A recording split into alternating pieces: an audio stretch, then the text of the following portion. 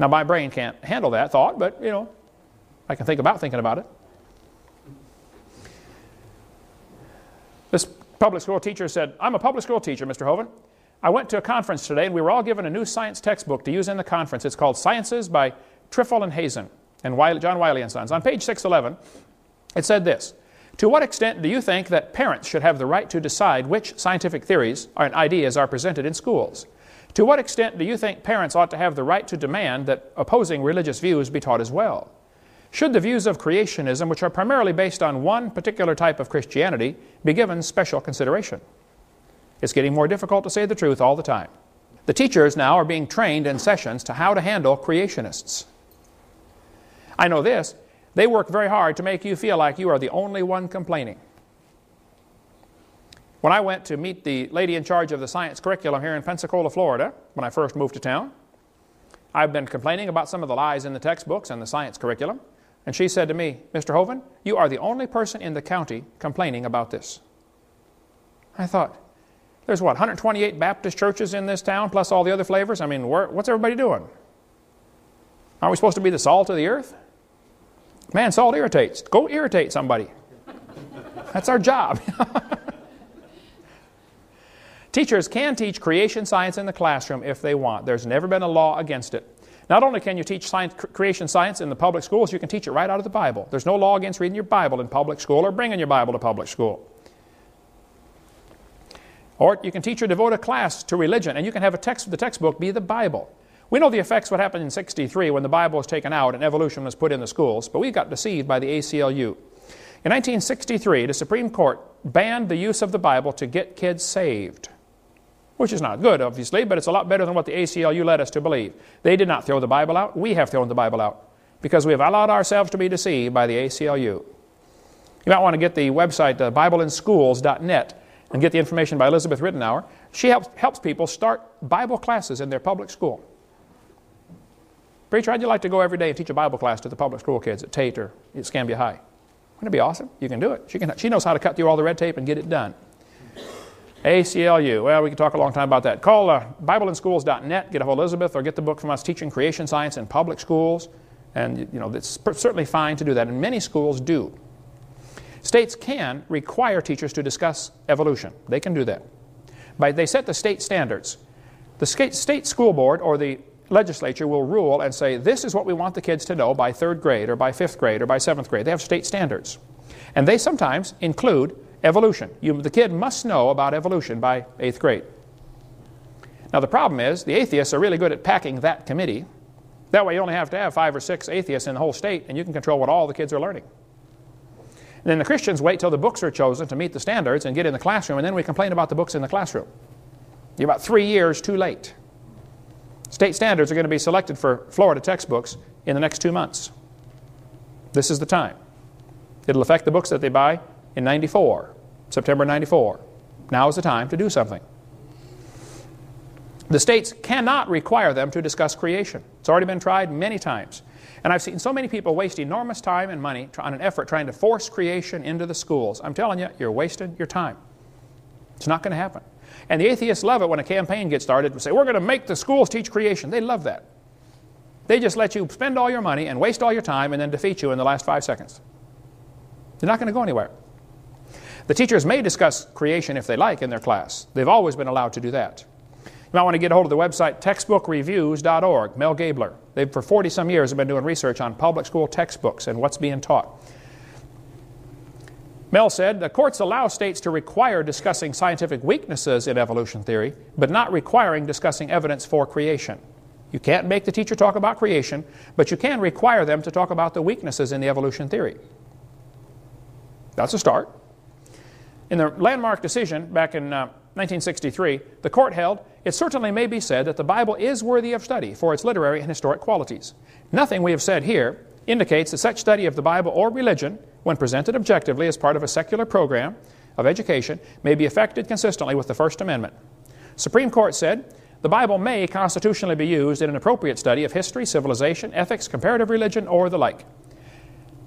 Eighth Circuit Court ruled and said, permitting public school observances which include religious elements promotes the secular cause of advancing the students' knowledge and appreciation of the role our religious heritage played in the social, cultural, and historical development of civilization. Teachers already possess the flexibility to present a variety of scientific theories about the origins of mankind and are free to teach any and all facets of this subject, 1987 Supreme Court.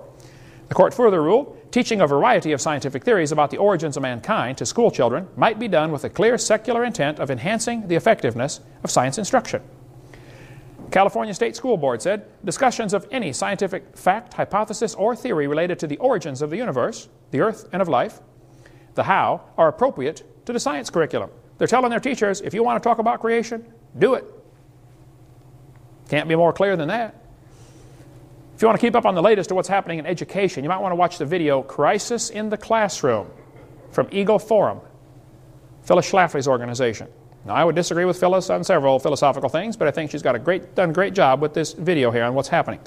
So what people say, what about the separation of church and state? Doesn't the Constitution say that? There's no such phrase mentioned in the Constitution.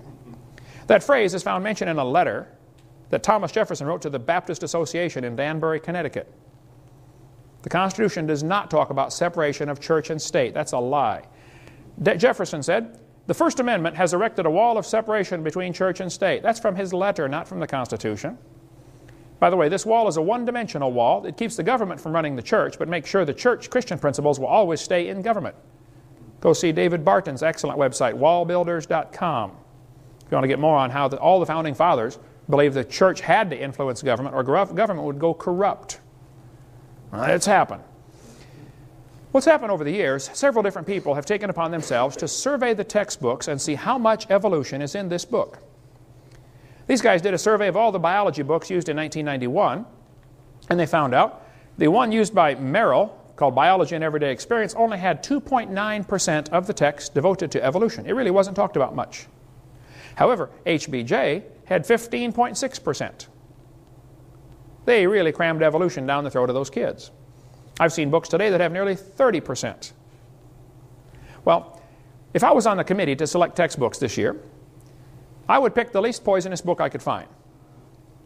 And then I would write to the publishers of the other ones and say, hey folks, we did not pick your book this year because, and spell out your reasons. And then I would write to the one I did pick and say, hey fellas, we did pick your book this year because you got the least amount of evolution. However, we would like that out also. And we want to warn you, if we find another one next time that has less, we're going to buy them. You see, folks, there's only one language these textbook publishers speak. The only language they speak is money. Now, if you were the CEO at HBJ, Harcourt Brace Jovanovich, and you got letters from all over the country from people saying, hey, we did not buy your book this year because guess what you're going to do next year? Only language they speak, brother. If you want to get an excellent book on some of the lies in the textbooks to see what you ought to be watching for, get this one here by Jonathan Wells, excellent book on icons of evolution. Or you may want to get the book by the Gablers. They've spent 40 years discussing lies in the textbooks and what you can do about it. Excellent ministry in Longview, Texas. Go to textbookreviews.org or to crsc.org. They've got a newer review of the more modern textbooks. Mel wrote me a letter, said, Dr. Hovind, thank you for using our book. What are they teaching our children? You'll be interested to know that in the 39 years of work, we've never seen publishers so sensitive or schools so receptive to our textbook reviews and ranking. We're pleased to recommend Harcourt Scott Forsman Elementary Science. They are much less dogmatic on evolution than the others we reviewed. Mel says the publishers are scared to death of their letters of recommendation because they know the sales of those that aren't recommended plummet in the States. But here's what happens. They only work in Texas. Texas is one of the largest publishers of largest buyers of textbooks in the nation. So the publishers will publish all these books, spend millions of dollars publishing these books. They try to sell them. If Texas doesn't buy them, you think they're going to burn them? No, they're going to go peddle them off in some other state that's not looking. The Gablers have a crew of folks. They'll help find errors in the textbooks. Like a book might say, George Washington was Abraham Lincoln's vice president or something like that, Dumb stuff. And they're not about to throw that book away. I mean, they spent a lot of money printing that thing. Nice, beautiful paper, colored pictures. They're going to find some state that's not looking. So if you're in some state other than Texas, you better really be on the lookout. Get a hold of the Gablers, and they'll tell you which ones to watch for. and they work on a donation basis, and don't be a tightwad with them. Send them $50 and say, here, send me your letters of recommendation. Adolf Hitler said, let me control the textbooks, I'll control the state. What's in these books anyway? And what can I do to fix this problem? Well, this chart shows how the atheists have rated the different states in America and how well they teach evolution. They think here in Florida we're doing a lousy job of teaching evolution. Yay. They think the folks in Minnesota, where I was yesterday morning, are doing a wonderful job teaching evolution. You ought to be ashamed of yourself in Minnesota. Get that junk out of your textbooks, okay? You can get creation materials and put them in your library. Bert Wagner up in Iowa, knows how to cut through all the red tape and get this done. Get a hold of Bert and say, well, how do I get public schools to accept creation books?